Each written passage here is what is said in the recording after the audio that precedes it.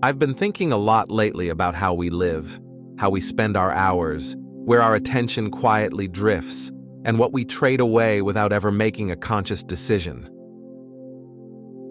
There's a low-level tension many of us carry now, a sense that the tools designed to connect us are somehow pulling us further apart from ourselves. That's the headspace I was in when I picked up Digital Minimalism by Newport, and almost immediately it felt less like a book about technology and more like a mirror held up to my own habits. I expected another critique of technology addiction or a familiar warning about social media addiction. What I didn't expect was how deeply the book challenged the way I think about intentional technology use. Newport doesn't argue that technology is evil. He argues something far more uncomfortable, that technology is not neutral. It's engineered to shape behavior, to keep us engaged, to pull us back in with small rewards and subtle dopamine hits that feed what he calls the attention economy. And without realizing it, many of us have accepted this default way of living. What really struck me was how subtle the problem actually is. I wasn't glued to my phone all day. I wasn't endlessly scrolling. And yet, there was still this constant background noise, the reflex to check, the unease in moments of stillness, the feeling that my attention was always partially elsewhere. Newport helped me see that distraction doesn't have to be dramatic to be costly. Over time, it quietly erodes focus and attention, and with it, our sense of meaning and emotional well-being. At the heart of the book is what Newport calls a minimalist approach to technology. Instead of asking whether a tool offers any benefit, he asks whether it strongly supports what you value most. That shift sounds simple, but it's profound. Life is short and attention is limited. Every unnecessary digital commitment comes with a hidden cost. This philosophy isn't about restriction, it's about clarity. It's about choosing to practice intentional living rather than letting convenience decide for you. One of the most practical ideas in the book is the Digital Declutter, a 30-day break from optional technologies. When I first heard that, I assumed it was about abstinence or cutting everything out. But Newport frames it differently. This is an experiment, a reset, a way to step back and ask, what actually deserves my time?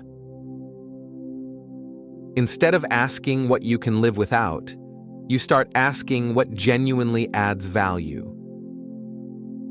That reframing completely changed how I thought about my relationship with my devices. Another idea that stayed with me is his emphasis on high-quality leisure. Newport argues that reducing screen time isn't enough. You have to replace it with something meaningful. Activities that are demanding, absorbing, and real. Building something with your hands, reading deeply, long walks without input. Conversations that aren't interrupted by notifications. Without these replacements, the pull of old habits comes rushing back. What I loved about this idea is that it reframes fulfillment as something active, not something consumed. Newport also introduces the concept of solitude deprivation, the condition of never being alone with your own thoughts. We're always plugged in, always reachable, always consuming someone else's ideas. And in that constant stream, we lose the space required to reflect, process, and understand ourselves. He makes a powerful distinction here. Solitude isn't loneliness. It's clarity. And clarity in a world optimized for distraction has become rare. What ultimately shifted my perspective is how Newport frames digital minimalism not as sacrifice, but as liberation. This is about reclaiming autonomy, about refusing to let your life be shaped by systems designed to maximize engagement at the expense of depth. It's about moving from passive consumption to using technology with purpose, deliberately, selectively, and in service of the life you actually want. If these ideas resonate, life doesn't suddenly become perfect, but it does become quieter, more grounded, and more intentional. You might notice mornings that don't start with a screen, conversations that feel more present, hobbies that slowly come back into focus. Less anxiety, more attention, more ownership over how your days unfold. Digital minimalism doesn't promise escape from the modern world. It offers a way to live inside it without losing yourself. This book reminded me that how we live is a series of small choices repeated daily. Click by click, moment by moment. And if we want something richer, calmer, and more aligned with who we are, we have to choose it intentionally.